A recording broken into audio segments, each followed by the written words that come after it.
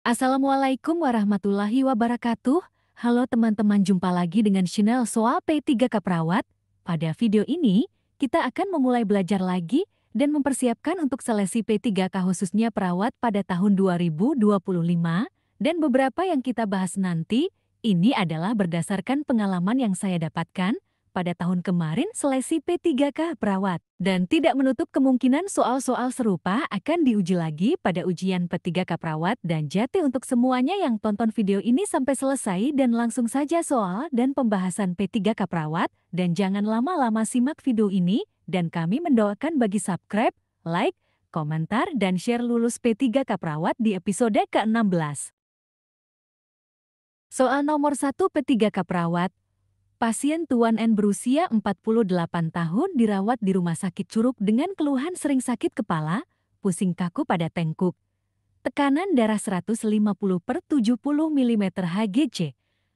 Nadi 85 kali menit dan pasien direncanakan pemeriksaan profil lipid. Apakah persiapan yang tepat dilakukan pasien sebelum dilakukan pemeriksaan tersebut? A. Menganjurkan pasien banyak minum air mineral.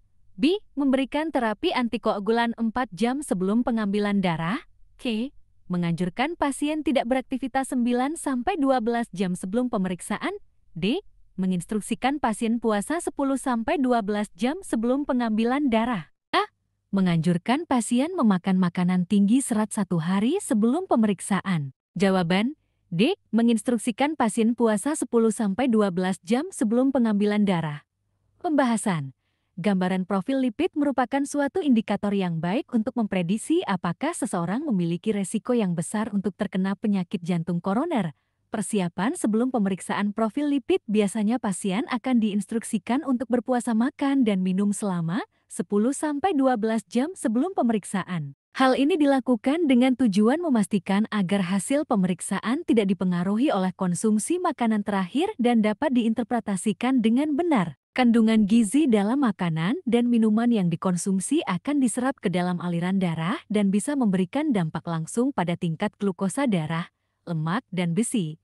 Puasa minimal 10-12 jam kecuali glukosa minimal 8 jam akan mengurangi variabilitas substansi tersebut dan juga variabilitas lain dalam darah. Soal nomor 2 P3K perawat. Pasien Nyonya C berusia 50 tahun dirawat di rumah sakit dengan multiple fraktur pada ekstremitas bawah. Nyonya C mengeluh nyeri ketika kaki digerakkan, sehingga merasa cemas untuk bergerak, kekuatan otot menurun, rentang gerak menurun, DAMI MT 30 kg per meter persegi. Apakah masalah keperawatan utama yang tepat untuk kasus di atas? A. Obesitas. B. Ansietas. C. Nyeri akut. D. Berat badan lebih. E. Gangguan mobilitas fisik. Jawaban A. Gangguan mobilitas fisik. Pembahasan. Data fokus masalah adalah nyeri ketika kaki digerakkan, kekuatan otot menurun, rentang gerak menurun, cemas saat bergerak, IMT 30 kg per meter persegi. Masalah keperawatan utama yang tepat adalah gangguan mobilitas fisik. Soal nomor 3 P3K perawat. Seorang pasien bernama Nyonya Lebar berusia 38 tahun datang ke poliklinik bedah dengan keluhan kaki terasa berat, kesemutan dan sering kram pada malam hari, hasil pengkajian bengkak dan luka pada ekstremitas bawah, nadi teraba lemah, HRT 3 detik dan indeks engkel brasial 0,6. Apakah masalah keperawatan yang tepat? A. Nyeri akut. B. Kelebihan volume cairan. C. Gangguan mobilitas fisik. D. Gangguan integritas kulit. E. Perfusi jaringan perifer tidak efektif. Jawaban I. Perfusi jaringan perifer tidak efektif. Pembahasan. Data fokus masalah adalah kram dan kesemutan pada ekstremitas bawah, CRT 3 detik, nadi perifer teraba lemah, edema dan indeks engkel brasial 0,9. Masalah keperawatan yang tepat adalah perfusi jaringan perifer tidak efektif. Dari SDKI 2016, perfusi jaringan perifer tidak efektif yaitu penurunan sirkulasi darah pada level kapiler yang dapat mengganggu metabolisme tubuh yang ditandai dengan nyeri ekstremitas. HRT 3 detik, nadi perifer. Soal nomor 4 P3K perawat. Seorang pasien Nyonya B berusia 44 tahun dirawat di rumah sakit dengan myasthenia gravis hari kedua. Keluarga mengatakan pasien tiba-tiba kesulitan menelan makanan, tersedak saat makan. Pasien hanya menghabiskan 3 sendok makanan yang diberikan dari rumah sakit. BB 52 kg, TB 159 cm. Hasil pemeriksaan. Terjadi kerusakan pada saraf 9X. 12. Apakah masalah keperawatan yang tepat? A. Defisit nutrisi. B. Resiko aspirasi. C. Berat badan lebih. D. Gangguan menelan. E. Resiko defisit nutrisi. Jawaban D. Gangguan menelan. Pembahasan. Data fokus masalah adalah keluarga mengatakan pasien tiba-tiba kesulitan menelan makanan, tersedak setelah mencoba untuk menelan makanan. Masalah keperawatan yang tepat adalah gangguan menelan dibuktikan dengan terjadi kerusakan pada saraf ke-9 nervus glosopharyngeal, ke-10 nervus vagus, 12 nervus hypoglossal. Soal nomor 5 P3 keperawat. Pasien Nyonya berusia 35 tahun dirawat di rumah sakit dengan cedera mendala spinalis. Hasil pengkajian pasien kesulitan menggerakkan panggul dan ekstremitas bawah, nyeri saat digerakkan, rentang gerak menurun, ekstremitas teraba dingin, TD 110/70 mm Hgc, nadi 70 kali menit dan terpasang kateter urein.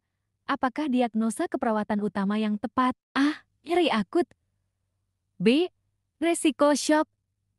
C. Gangguan mobilitas fisik. D. Gangguan eliminasi urin. E. Ketidakefektifan perfusi jaringan perifer. Jawaban C. Gangguan mobilitas fisik. Pembahasan data fokus masalah adalah kesulitan menggerakkan panggul dan ekstremitas bawah, rentang gerak menurun, dan nyeri saat digerakkan. Masalah keperawatan yang tepat yaitu gangguan mobilitas fisik, yang merupakan keterbatasan dalam gerakan fisik dari satu atau lebih ekstremitas secara mandiri yang ditandai dengan data mayor pasien mengeluh sulit menggerakkan ekstremitas, kekuatan otot menurun, dan rentang gerak menurun. Soal nomor 6 P3 keperawat. Pasien Nai lebar, 26 tahun dirawat di Rumah Sakit Medika dengan postcraniotomy hari kedua. Perawat akan melakukan perawatan luka pada pasien. Saat ini, perawat telah membersihkan luka dan kulit di sekitar luka dengan natrium klorida 0,9%. Apakah tindakan yang tepat dilakukan oleh perawat selanjutnya? A. Mengkaji kondisi luka. B. Melepaskan handskun. C. Menutup luka dengan kasa kering. D. Menutup luka dengan kasa lembab. E. Mengoleskan cairan antiseptik pada luka. Jawaban B. Mengoleskan cairan antiseptik pada luka. Pembahasan perawatan luka operasi. Opsi mengkaji kondisi luka kurang tepat. Ini dilakukan sebelum perawat membersihkan luka dengan knuckle 0,9%. Opsi melepaskan handskun kurang tepat. Ini dilakukan setelah prosedur perawatan luka selesai dilakukan. Opsi menutup luka dengan kasa kering kurang tepat. Dilakukan setelah perawat mengoleskan luka dengan cairan antiseptik. Opsi menutup luka dengan kasa lembab salah. Ini dilakukan pada perawatan luka kotor. Opsi mengoleskan cairan antiseptik pada luka tepat setelah luka dibersihkan dengan cairan natrium klorida 0,9%. Selanjutnya perawat mengoleskan luka dengan kasa yang telah diberi cairan antiseptik. Soal nomor 7 P3 keperawat. Pasien Nyonya N berusia 46 tahun datang ke poliklinik dengan keluhan nyeri pada sendi lutut dan pergelangan tangan.